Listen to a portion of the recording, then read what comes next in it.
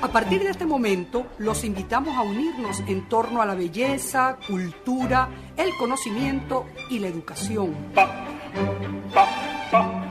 Un minuto con las artes. La Academia en tu Radio, con Susana Benco, Humberto Ortiz, Álvaro Mata y Rafael Castillo Zapata. Por Capital 710, tu radio. Buenos días, amigos de Radio Capital 710 AM. Bienvenidos una vez más a su programa Un Minuto con las Artes, la Academia en tu Radio. Esta mañana estaremos acompañándoles con inmenso placer Nelson Rojas en el control, edición y montaje, Jorge Duque en la producción y coordinación de la estación, y frente al micrófono Susana Benco, Humberto Ortiz, Rafael Castillo Zapata y Álvaro Mata, todos bajo la dirección de Radamés Pepe Lebrón. Bienvenidos, querida audiencia, a nuestro espacio semanal. Bienvenidos, queridos profes, también Susana, Humberto y Rafa. ¿Cómo están, muchachos? Hola, buenos días, ¿cómo están? Bueno, excelente. Y bueno, de nuevo, pues otra ronda de conversación esta semana que se pronostica muy buena. Buenos días también a todos, un inmenso placer, como siempre, estar aquí compartiendo con nuestros queridos escuchas y con los grandes entrevistados como el que tenemos hoy, que es un grandísimo entrevistado. Sí, ciertamente. Nosotros nunca rebajamos la calidad y por supuesto siempre seleccionamos lo mejor para mantener despiertos y estimulados a nuestros escuchas y siempre presentamos bocados de cardenal, es decir, nada fácil, nada tonto, sino exigente y motivador. Y bueno, hoy no vamos a bajar la guardia y tenemos un invitado de lujo que aprovechamos que está exponiendo en dos espacios muy importantes de la ciudad y a partir de esa doble exposición, que es una manera también de exponerse de dos maneras diferentes, él mismo como artista en dos ámbitos de su práctica. Y bueno, seguro que vamos a tener una conversación súper nutritiva para todos, incluso para él. Bienvenido. Muchas gracias, Rafael, Es un por tu introducción. Un saludo para la audiencia de ese Minuto con las Artes, que no es tan minuto. Y a propósito de altura, yo mido 1,65. Vamos a mantener las cosas correctamente. Exacto. Vamos a hablar con la verdad, ¿verdad? Bueno, tú estás ahí, la altura no es de estatura, la altura es de potencia, potencia expresiva, de fidelidad a un trabajo, una continuidad, una obra que ha perdurado en el tiempo y que Taller Rivero dice que son ya 60 años. Yo no sé si es tanto. Son Bueno, mira, 60 años en de trabajo realidad artístico. debo agradecer a Inés Espinal, mi compañera, quien tuvo la idea, feliz idea, de celebrar esos 60 años. Confieso, no me había percatado, no, soy pésimo, mi tiempo más bien es mítico, que ese tiempo histórico que lineal y que va siempre hacia adelante. Yo estoy constantemente retrocediendo en una especie de tiempo muy particular. Y gracias, repito, a Inés, surgió la idea de que con esta exposición que realizaba, primeramente el proyecto expositivo se concibió para la casa, la Hacienda La Trinidad. Eh, Esa exposición, un proyecto, perdón, un proyecto expositivo que enmarcaba dos experiencias con dos geografías distantes y diferentes. Soriano en Italia, donde realicé una residencia artística, y en los trabajos, bueno, durante ese periodo en Soriano, la pandemia estaba en su momento más elevado. Eso fue muy conveniente para mí en términos creativos. No era conveniente para nadie esa pandemia, pero en mi caso personal, aproveché para concentrarme con mayor propiedad en esta investigación que realicé allá en Soriano, esta residencia, y a esos trabajos se sumaron también bajo pandemia los que realicé aquí en Caracas. Entonces, estas dos situaciones están presentes en la Casa Hacienda La Trinidad bajo el título de Las vértebras del cielo. Luego, durante esa situación de conversaciones con la Hacienda, Carmen Araujo se interesó en una serie de obras que yo realicé durante la década del 70 con la fotografía instantánea de Polaroid, eh, para la cual yo concebí un término llamado polagramas, pola de Polaroid y grama de fotograma. Entonces, ese término define esa serie. Entonces, hay, como señalabas, una distancia entre entre una época y otra. Hay un tiempo considerable entre ellas. Bueno, estas dos muestras son las que producen esta experiencia de celebrar 60 años de vida artística. Maravillosa celebración. Pero sabes que, bueno, como parte de tu potencia experimental como artista, has contaminado al programa con esa potencia experimental y hoy hicimos algo que no solemos hacer, que es entrar in media res a la conversación sin que nuestro almirante Álvaro se haya presentado oficialmente, lo cual no importa, porque ¿quién no conoce a Pedro Terán? Sin embargo, habrá radio escuchas, jóvenes sobre todo, que no te conocen y bueno, es, digamos, legítimo e importante que Álvaro te presente formalmente y luego continuamos con la conversación, si te parece. Claro que me parece. Bueno, la carta de presentación, como decía el poeta Eugenio Montejo, es el lenguaje. Y ya Pedro Terán se nos ha presentado con esta primera introducción que, que nos ha hecho esta mañana. Pero bueno, apuntar algunos datos para las nuevas generaciones, como bien dice Rafa, a beneficio de inventario, es señalar que Pedro Terán es considerado uno de los pioneros y maestros del arte conceptual en Venezuela. Estudió en la Escuela de Arte Cristóbal Rojas en Caracas, en la Academia de Bellas Artes en Roma y también en la Film School de Londres. Inició sus actividades expositivas en el año 64 con el Salón del Pez Dorado en Caracas y desde esa fecha hasta hoy son innumerables, ¿no?, las exposiciones de sólido contenido que ha presentado el maestro Pedro Terán al público nacional e internacional, siendo las más recientes estas dos que hemos referido. Señalar también que Pedro Terán ha nutrido el lenguaje y la práctica de las últimas generaciones de artistas venezolanos a través de una obra de carácter reflexivo, el uso del lenguaje y estrategias visuales diversas como la fotografía, performance, videos, instalaciones e intervenciones en espacio público. Dicho esto, presentado formalmente, bueno, Rafa, continuemos la conversación. Bueno, Pedro es el mejor presentador de sí mismo, acabamos de verlo. Y bueno, ha explicado perfectamente lo que son las dos exposiciones que podemos disfrutar en la Hacienda La Trinidad. Una en la Casa de la Hacienda, que como él ha dicho, tiene un bellísimo nombre, Las vértebras del cielo. Y la otra en Carmen Araujo Arte, que son una exhibición bellísima también de Polaroids que él hizo hace ya bastante tiempo.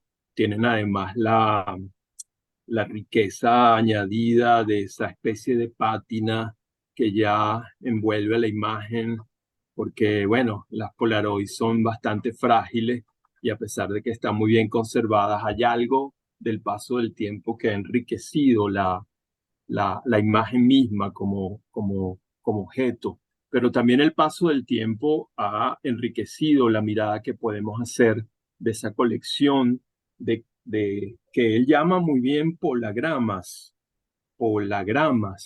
¿verdad? El crítico y teórico de la fotografía Alejandro León Cano, que escribe el texto de presentación de la muestra en Carmen Araujo Arte, él dice algo, entre muchas de las cosas interesantes que dice, es que el polagrama es una manera que tiene Pedro Terán de escribir con la Polaroid, la relación de la escritura con la imagen. Y por eso la palabra polagrama también es la Polaroid, el fotograma, pero el grama como registro, como escritura, como signo de una idea, porque no hay que perder de vista que Pedro Terán es un artista que se inscribe en el espacio de lo que se ha llamado el arte conceptual. El arte conceptual, una de las vertientes que tiene es precisamente que trabaja a partir del lenguaje, a partir de ideas. Y hay formas del arte conceptual que son meramente palabras, por ejemplo, ¿verdad? Palabras que indican al espectador un mundo ilimitado de posibilidades de interpretación. Y yo creo que el trabajo de Pedro se ha situado siempre en esa zona, a pesar de que él también, digamos que, o podríamos decirlo, no coquetea, pero sí se involucra también con la imagen real. Es decir, en él hay un juego doble entre lo que es lo conceptual y lo que podríamos decirlo en términos muy vastos, pero bastante imprecisos, lo figurativo. Porque la fotografía, a pesar de todo, siempre tiene como un puntum que lo vincula a lo real. Y en el caso de su arte, que es un arte también no solo poético, sino político, la imagen tiene significado. Yo quería preguntarte algo más concreto para no seguir divagando, pero eh, hay dos cosas que me interesan mucho. La abstracción en el trabajo con la Polaroid, que bueno, es un vínculo, por ejemplo, con los trabajos con el cuadrado de Albers, o sea, la experiencia del infinito, de la profundidad a través de las Polaroid. Quería que nos hablaras un poco cómo fue el proceso de producir esas imágenes, esa mise en abîme que uno ve en la imagen de esas Polaroid, que fueron las que más me fascinaron, pues eso que dice, creo que lo dice nuestro querido amigo Guedes, Víctor Guedes, en el otro texto de tu catálogo de las vértebras del cielo, a propósito de que lo que nos fascina, dice Guedes, citando a Jung, es lo que nos toca en el inconsciente.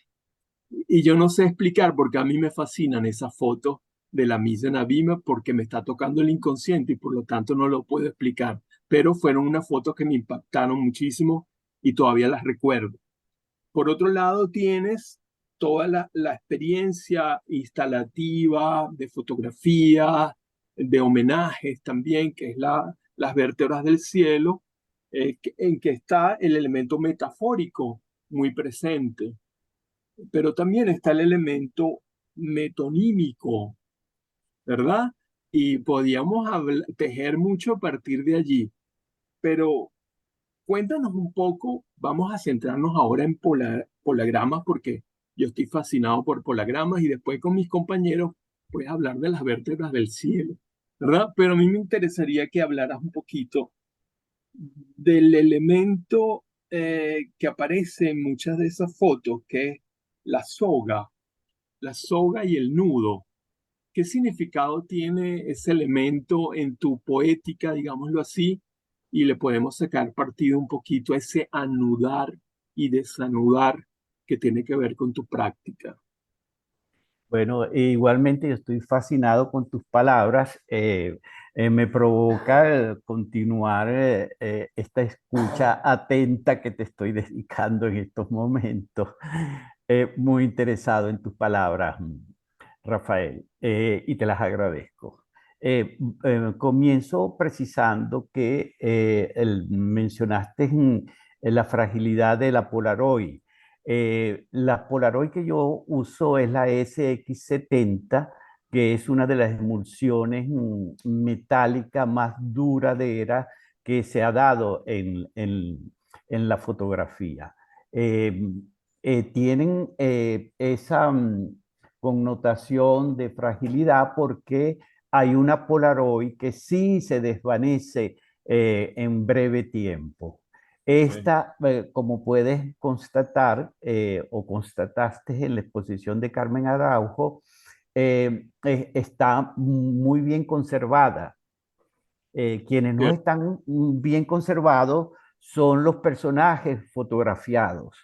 Hay, hay, ciertamente, hay un entonces ciertamente. donde yo tengo todo mi pelo y toda mi barba negra y así algunos contemporáneos como Alfred Benemosa, Jenny Nan, el difunto Ángel Vivas Arias, Luis Villamizar, Antonieta Sosa, etcétera, que testimonian que esas Polaroid son duraderas, se mantienen, Ciertamente, se ciertamente. mantienen en muy buen estado y ha sido un comentario recurrente a quienes visitaron la exposición de que cómo es posible que esas Polaroid estén así tan bien conservadas.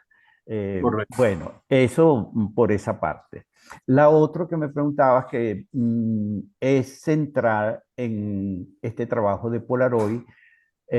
Concuerdo en que es uno de mis trabajos más abstractos, a pesar de que hay cierta referencia a la realidad, ¿m? No tanto como preocupación de representación, pero más referido a la misma operación mental que trato de introducir en estos trabajos y que es una especie de invitación al receptor para que recree aquello que el artista previamente ha creado. Es decir, yo propongo no que se miren esos trabajos no que se vean esos, perdón, no que se vean esos trabajos de Polaroid, sino que se miren pensando. Comparto la actividad mental del artista con el receptor.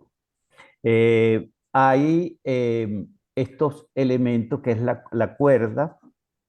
El primer trabajo que hice fue un trozo de cuerda, pero luego quise referirme a cosas mucho más amplias que ese objeto representado o ese trozo de cuerda, que fue que en Roma, cuando yo estaba en el 64-65, conocí a un artista peruano, un poeta llamado Jorge Eyerson, al cual le tuve una gran estima y respeto por su obra.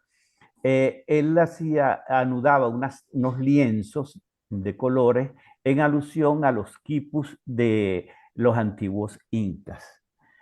A mí me pareció que el nudo, presentar ese nudo en la Polaroid contribuía mucho a ciertos propósitos que llevaba en la realización de ese periodo de Polaroid que desarrollé.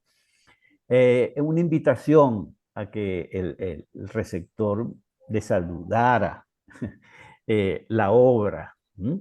Y ese nudo, pues, comienza a ser como el leitmotiv de ese trabajo. Hay una vocación, como lo señalas, de infinito en esos trabajos. Son trabajo también en esa serie mucho la situación especular. Hay unos autorretratos que se dan frente al espejo o son situaciones creadas con el espejo. Eh, para mí eso fue, te repito, una de las épocas más mental y más abstracta, diría, de mi obra. De hecho, algunas de las Polaroid no son más que retrato de eso que es invisible, que es el cielo. Cuando no hay nubes, eh, ¿qué es lo que vemos? Hay un artista francés que aprecio mucho, Yves Klein, que preguntaba qué es el azul. Y él respondía, el azul es lo invisible haciéndose visible. Ese pensamiento de Klein está muy presente en estos trabajos de Polaroid. Y Claro. también eso del cielo y de las nubes es una recurrencia que tengo que no solamente aparece en la exposición de las Polaroid o de los polagramas, sino también en las vértebras del cielo, como bien lo indica el título de la muestra. Claro, claro, precisamente en ese librito en ese librito, en ese libro de artista, solo que es pequeño en tamaño, por eso dije librito, pero es un libro enorme que acompaña la exposición de las vértebras del cielo, es el pequeño desplegable de fotografías. Tú pones como un pie que dice precisamente visibilizar lo invisible como un leitmotiv de toda la serie, ¿no? Y es un poco lo que estás diciendo, es decir, cómo eso me lleva a una cosa interesantísima que se la robo a Alejandro León, al crítico que escribió tu texto, que es que él dice que el nudo representa metonímicamente en tu trabajo lo que podríamos llamar la atadura o los vínculos, que tu obra también es una experiencia de anudamientos, en el sentido de que tú estableces relaciones de nudos o de conexiones, por llamarlas así, con toda la historia del arte y particularmente con la historia del arte moderno y del arte llamado conceptual, y estableces conexiones. Acabas de mencionar una que es quizás la más secreta, la menos evidente, que es la relación con el trabajo de Eielson, con esos nudos que él hacía, que uno conoce más a Eielson, yo por mi parte, por su poesía, y lo he admirado siempre como poeta. Y sin embargo, gracias a tu exposición y a las palabras de León, descubrí esa parte del ejercicio plástico de Eielson.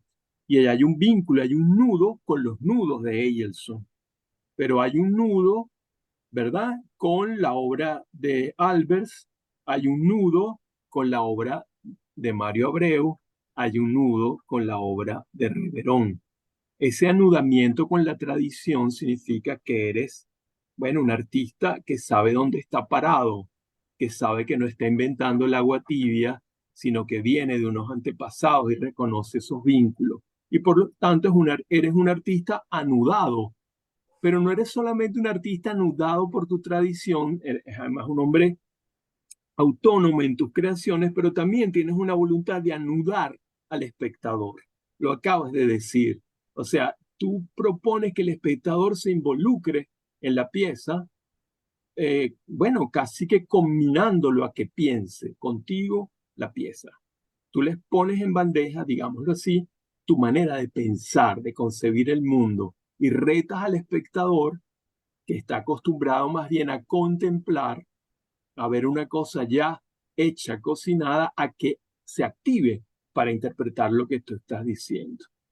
Bueno, no sé si tienes algún comentario que No, decir. yo estoy muy de acuerdo contigo y esta entrevista me está resultando muy placentera, escuchándote tus apreciaciones. Sí, y creo que la palabra la acabas de expresar.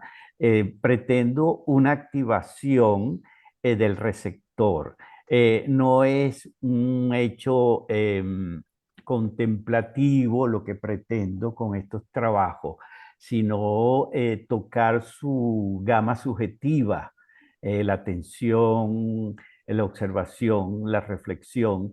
Eso sería una de esas cosas que están detrás de esos trabajos.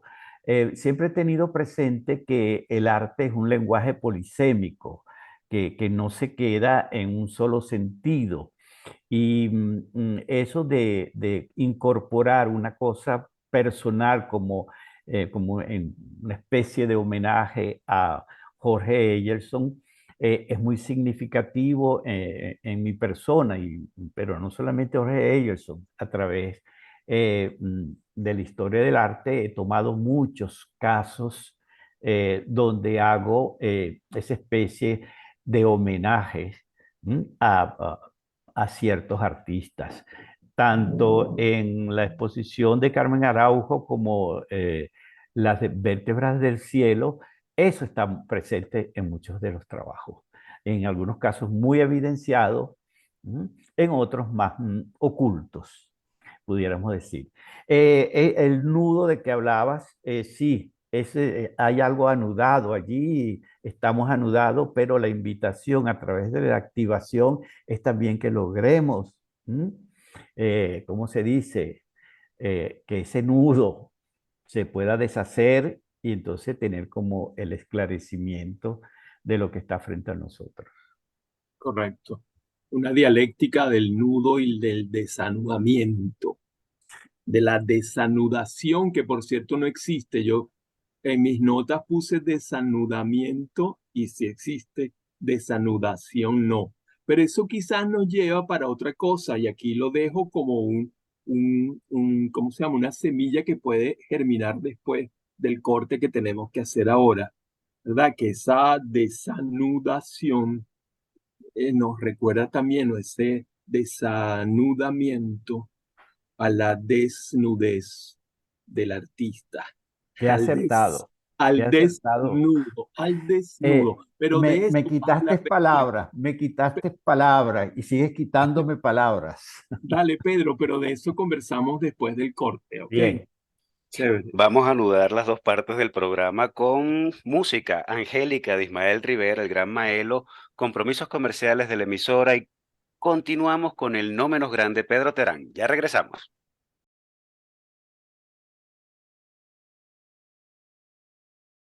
Regresamos, amigos oyentes, después de escuchar a Maelo con Angélica y los compromisos comerciales de la emisora y continuamos nuestra conversa con Pedro Terán. Humberto. Sí, yo quisiera como recoger justamente la cartica que dejó suelta Rafael antes de la música, antes del gran Maelo, que aquí todos admiramos mucho también, es sobre justamente la desnudez de tu trabajo, en tu trabajo. Estaban hablando justamente de el anudar y desanudar, y de repente y apareció por juego de palabras muy de Rafael la desnudez por el so de desanudar, desnudar, o sea, la íntima relación entre de esas palabras, sonoridad de esas palabras. Y bueno, yo me quiero aprovechar esa idea que estaban manejando ahí, porque yo me remonto, mira, Pedro, yo cuando empecé a estudiar arte, el primer trabajo de performance que yo vi fue tuyo. La primera vez que yo vi algo en performance fue a ti. Y que eso lo tengo clavadito así en mi cabeza, claramente. Yo empezando a estudiar arte, en todo el performance, lo primero que veo es un performance tuyo, justamente finales de los 70, supongo yo, donde planteas la relación obra artista público, ¿no? Esa relación tan íntima y tan importante, donde está justamente eso que involucra, cómo se involucra el espectador en la obra de arte, ¿no? Todo eso para mí fue importantísimo y lo que me atrajo a mí, yo estaba estudiando para hacer teatro, yo hago teatro actualmente, yo estaba para eso, era la participación del cuerpo y cómo es la participación directa de el artista, teóricamente ya lo sabía, los performance, intenta hacer expresiones plásticas donde se involucra el cuerpo, pero al verlo en ti, me llamó mucho la atención una cosa muy particular que creo que siento también en todo el resto de tus trabajos y que es el cuerpo presente, el cuerpo en acción inmediata del momento que se hace. No sé cómo decirlo exactamente, pero que no es ni antes ni después, sino este instante de presencia corporal que vale. La importancia de esa presencia corporal, que es mucho una experiencia religiosa. Es la sensación que yo tengo, mítica, como dirían ustedes. Un momento de la presencia real y profunda de los cuerpos, del cuerpo. Que lo que tú proponías, me parece a mí, o así lo recuerdo yo, era, bueno, yo como espectador, entre comillas, de lo que él está haciendo, estoy aquí también presente. Y esto que está pasando en este momento, nada más pasó en este momento y se irá. Nada más pasó en aquel momento, digo yo, o pasaba en ese momento. Y te quería justamente tocar eso por ahí, la presencia física y la relación mística, la relación religiosa, cómo elaboras esos temas. Supongo yo que sí, pero quería como oírte hablar de eso, ¿no? El cuerpo como presencia importante y que le da objetividad a las relaciones personales. Creo que es el cuerpo lo que toda la subjetividad de un cuerpo, tú eres un sujeto, yo soy otro sujeto, pero cuando son presentes, la objetividad es solamente en presencias corporales. Es lo que me imagino yo, ¿no? La objetividad es la presencia corporal, la única posible. Por ahí es mi reflexión. No sé, te quería lanzar esa reflexión ahí. Sí, mira, ya en 1974 regresaba de Londres y realicé una exposición en el Ateneo de Caracas Esa, llamado Cuerpo de Exposición, esa. previa a la que tú estás Mm, comentando. ujú. Siempre he tenido con el cuerpo esa relación del aquí y el ahora. El cuerpo ha sido un signo protagónico en mi trabajo y a través del tiempo se ha dado una recurrencia al cuerpo como objeto, sujeto de mis pretensiones, de mis preocupaciones artísticas. Eh, el caso de la desnudez tiene que ver mucho con el aspecto de revelación. ¿Mm? Eh, lo que está oculto, vamos, también como la historia del nudo. ¿Mm? Eso ha sido muy presente en mi trabajo. Y la desnudez no es un acto gratuito, ni, como te diría, sensacionalista, no. Encaja, como lo defines tú, en un aspecto religioso. Y creo que ese impulso es una constante en mi trabajo. Creo que el arte ciertamente es un hecho comunicacional, ¿m?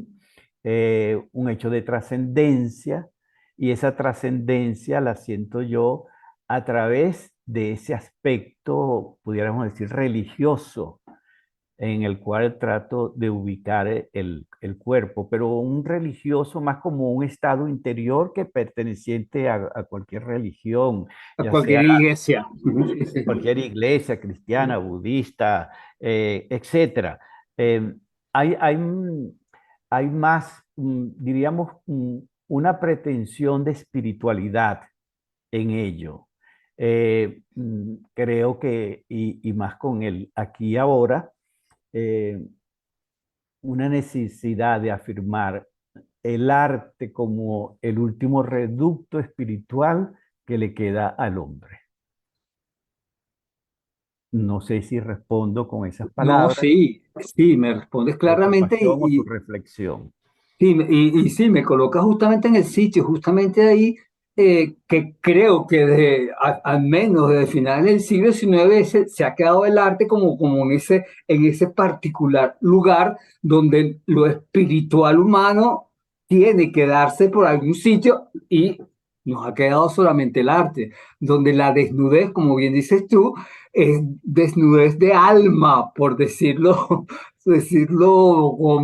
fuertemente. Es la aparición, diría Nietzsche, de la voluntad esencial de Dionisio, yo no sé, por llamarlo de alguna manera, ¿no? Lo más profundo del ánimo humano, del ánimo de la voluntad humana. Creo que en eso creo que tú te mantienes muy bien, que es lo que a mí me parece muy rico, porque lo más avanzado, tu arte conceptual, las vanguardias, más vanguardias, siguen enraizadas en algo que existe desde siempre. Y ahí es donde me asombra tu imaginería contemporánea sobre el arte. Lo más avanzado, enraizado en algo como que ha existido de siempre. La búsqueda de espiritualidad, eso es las vértebras del cielo, qué cosa más espiritual que unas vértebras del cielo. No sé, eso suena Sí, como raro, y la imagen esa, la nubecita deshaciéndose, y ahí bueno, vamos, ¿no? O sea, sí. Por ahí Eh, vamos, ¿no? ajá. Mira, dijiste algo que me interesó mucho porque en relación al cuerpo, creo que si hay en ese especie de tiempo que manejo y manejamos los humanos, eh, hay una conexión con los orígenes. Si nosotros regresamos a los principios de la humanidad y a las primeras manifestaciones artísticas, la presencia del cuerpo está allí. De hecho, hay una mano en la pintura rupestre, en esas experiencias paretales, en esas rocas, en esas cavernas, la impronta de la mano, pero una mano que se hace presente, es un saludo a la eternidad, desde aquel entonces a este presente. Y yo me siento muy vinculado a ese origen y me conecto con ello. Y creo que eso es muy contemporáneo. Entonces hay un encuentro con ese entonces, una especie de constante viaje inverso que estamos realizando. Sí, Gracias, Humberto. puro nudo, puro anudamiento. Y, des- y, Adelante. des- y Nos desnudez. Y desnudez. Exacto, puro anudamiento y desnudez, las dos cosas ahí trabajando. Exacto. Abrirnos y precisar, abrirnos y precisar. En eso estamos, la historia parece que fuera esa, la historia, nuestra Bueno, yo historia. quería retomar un poquito lo que están hablando, porque yo precisamente me planteaba como pregunta la relación de Pedro con el tiempo, que por un lado veo sucesión en cuanto a imagen, pero al mismo tiempo suspensión cuando no solamente está el cuerpo en determinada posición y no sé si el calificativo puede ser hierático o en casi inmóvil, eh, y que al mismo tiempo se registra la imagen en una fotografía y entonces hay una suspensión corporal, pero al mismo tiempo eh, esa imagen parece volverse de nuevo como ¿cómo decir? Un nuevo mito en sí mismo cuando lo vemos, porque tú recordabas cuando tú lo viste en un performance y en ese, yo también recuerdo haber visto a Pedro en un performance, nunca olvidaré la presencia corporal casi hierática y que de pronto cuando uno ve las imágenes vuelve de nuevo esa idea. Entonces es como prácticamente casi un nuevo mito de sí mismo. Y tiene que ver también con una relación temporal para que eso suceda, ¿no? Pero por otro lado, también es el cuerpo como centro, como espacio, como percepción, vamos a decir, social. Y en eso encaja muy bien lo que Pedro estaba comentando ahorita, de trabajar con la percepción del espectador y que el espectador reflexione, inducir esa reflexión. Y me pregunto que si eso es una manera de definir la voluntad conceptual de tu trabajo. Porque generalmente siempre hablamos o pensamos que el arte conceptual tiene que ver con el lenguaje, pero cuando lo estamos viendo en este momento, lo estamos viendo como percepción. Y una percepción que conduce a una reflexión sin que tú muestres el lenguaje gráfico explícito, sino mental. Entonces, me estaba haciendo, justamente recopilando esta conversación con Rafael y con Humberto, me vino esta idea muy presente y lo veo como clarísimo, pero bueno, no sé si es acertada el acercamiento, ¿no? Y otro aspecto interesante del trabajo, además de la desnudez, yo siento que es el equilibrio, la sensación de luz y de equilibrio.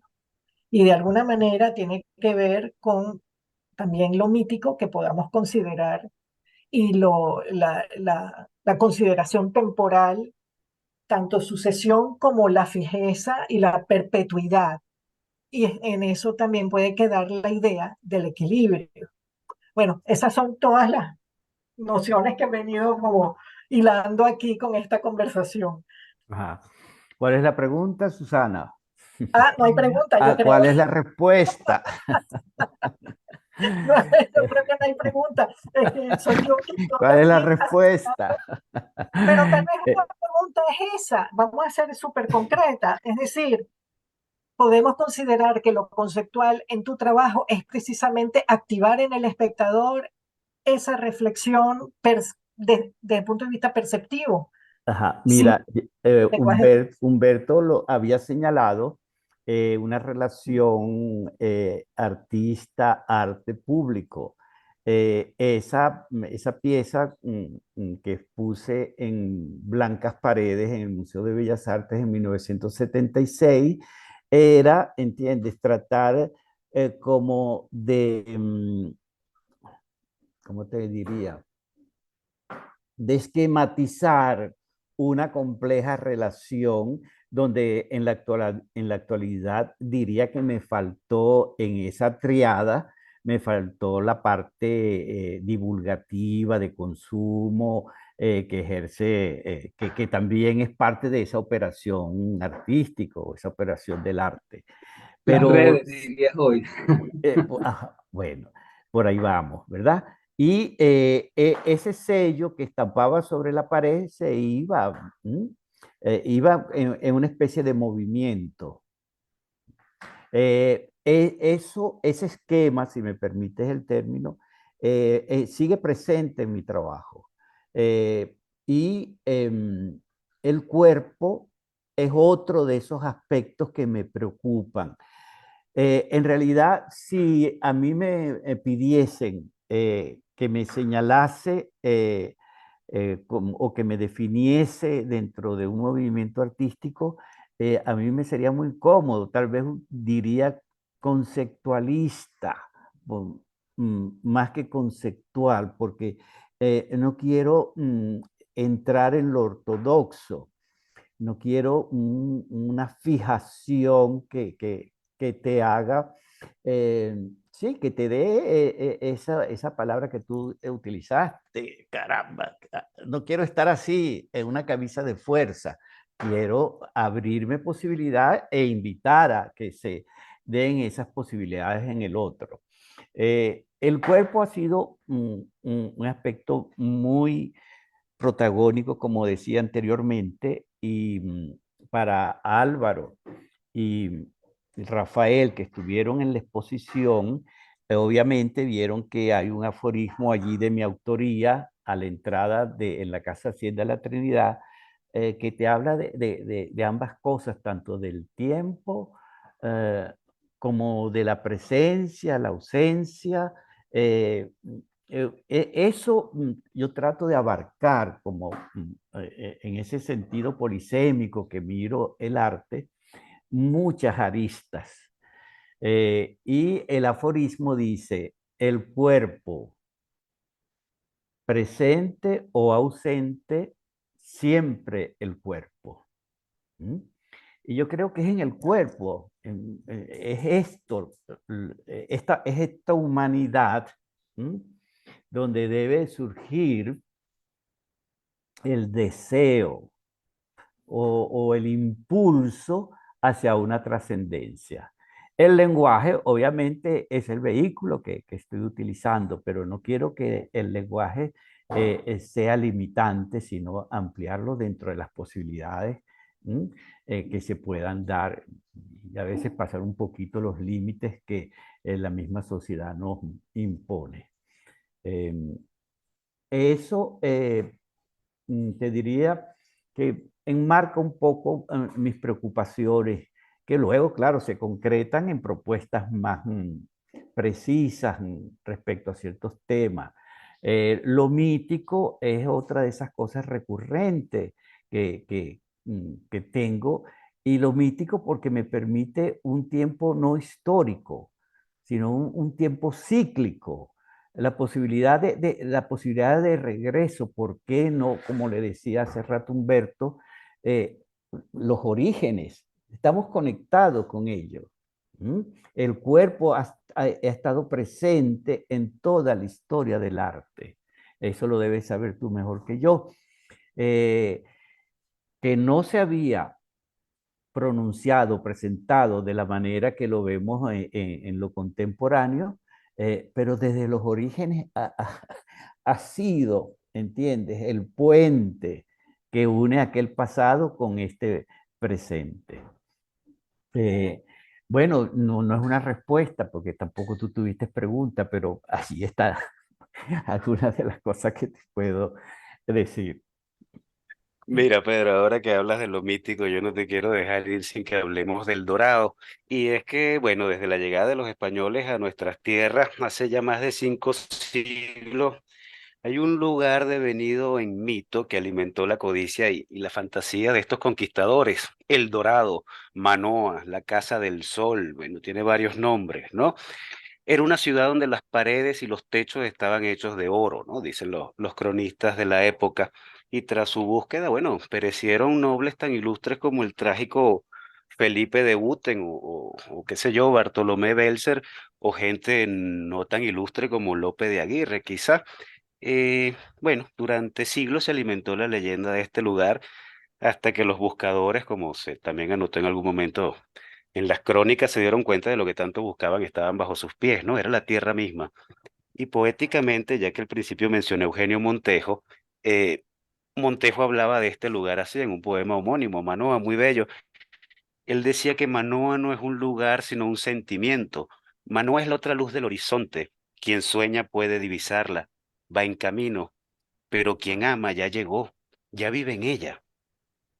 Bueno, Pedro Terán ha hecho del Dorado un asunto central de su obra durante más de 6 décadas.